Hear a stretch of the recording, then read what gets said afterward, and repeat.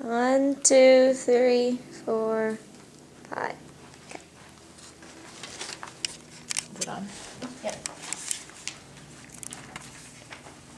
Why is it coming to me? Let me turn it around for you? No. Hello. Today we're going to talk about how to create a youth Bible study. And this is for my class at Liberty University. First of all, before we talk about how to create one, we got to figure out what the goals of Bible study is, because there's a reason why you study the Bible. And there are 4 reasons, 4 of the most important reasons. The first one is to better understand God, as you can see on the PowerPoint. That's the first one. And the second one is to better understand ourselves. The next is to grow in Christian disciplines and also to learn how to live a spirit-filled life. And obviously there's a lot more reasons why you study the Bible and do Bible studies, but those are the 4 probably the most important reasons. Okay? And there are 5 steps to creating a Bible study. Now this is obviously not a foolproof method, but this is the best, probably the best way to kind of create a blueprint for a Bible study. And the first step is audience and format. You can switch to the next slide. I'm already ahead of you. Age of child determines what type of study should be done. So the audience, if you are doing a Bible study with 6-year-olds, you're obviously not going to talk about abstract things like, I don't know, biblical truths or something like that. You're going to do something a little bit more on their level. And then there are different formats. You could either do informative, interactive, crafts-oriented, Bible-focused, life-focused. Those are just examples. But you have to figure out what your audience is and your format before you can even start a study.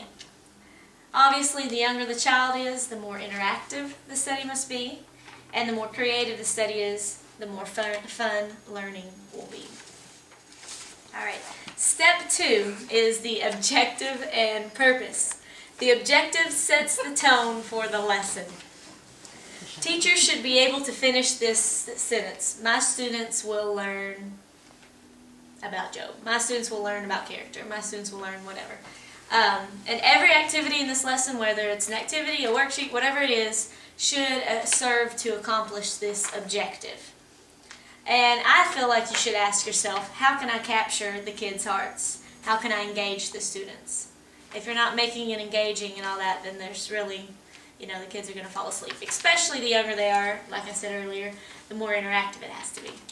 So you have to be able to capture the hearts of the kids. Alright, the next one is time. That's step 3. And this is pretty self-explanatory. And basically, teachers must know time constraints so that one will have time for questions and activities at the end of the lesson. You're not going to plan your lesson for 45 minutes if you only have 30 minutes of time. So you've got to know exactly how much time you have so you can plan accordingly. And obviously, the younger the audience is, the shorter the lesson will be. If you have a group of 10-year-olds, you're not going to do an hour-and-a-half lesson. They're going to fall asleep within 30 minutes. So you just got to make sure that you know your audience, like I said earlier, and then your time constraints. Okay? Step 4 is the flow of the lesson, and this is very important. This is the structure or the blueprint of what your lesson is going to look like.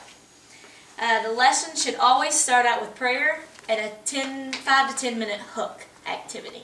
Just like if you're starting a sermon or even a book, your first couple sentences have to hook the audience. If your game or activity is not fun, then most likely the kids are going to get bored within the first 5 minutes, and then your whole lesson's out the window. And obviously the hook has to be accomplishing the objective of the lesson. After the activity, the topic should be introduced, discussed. This is where you talk about your lesson, you go through the scripture, you do all that, ask questions and all that. And then there's application. This is where you apply what you're going to learn. The students learn how to apply. If they're talking about not gossiping, they learn how to not gossip, obviously.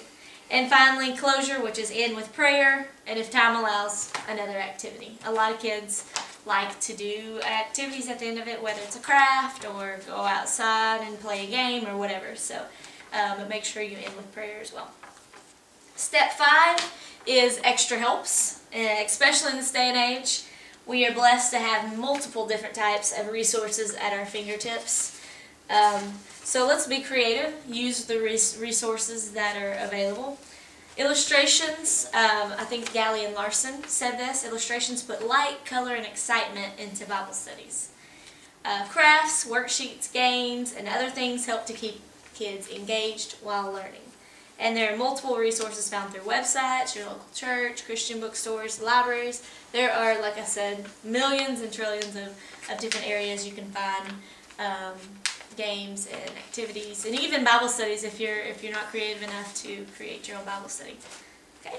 And the final slide on our PowerPoint is important elements, and this is kind of just wrapping up, but also telling you exactly what's the most important things. And that is, the lesson must not only engage the youth's minds, but also their hearts. The lesson must speak to their emotional side as well as just their mind.